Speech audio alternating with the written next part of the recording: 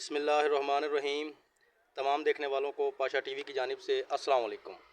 उम्मीद करता हूँ अल्लाह ताला के फजल करम से आप तमाम हजरात खैर वाफियत से होंगे। तो जी गंदम का आपको रेट बताने लग रहे हैं जी। आज तारीख़ है जनाब 19 मई 2025। तो कल तकरीबन 2400 रुपये तक आपको कल की वीडियो में रेट बताया था।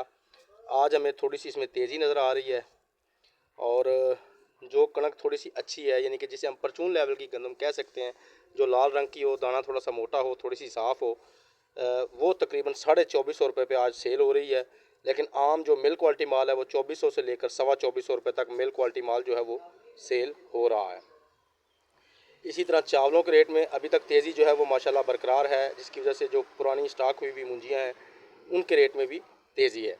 कल मेरे एक भाई ने मुझसे पूछा था पुरानी सुपरी का, तो सर मैंने बड़ी कोशिश की लेकिन मुझे अपने इलाके में कहीं भी सुपरी का प्रॉपर जो एक रेट है वो नहीं मिला। लेकिन कोशिश करूँगा आज शाम तक आपको लाजमी कमेंट में आपको ज़रूर बताऊँगा पुरानी सुपरी का मुंजी का जो रेट है वो।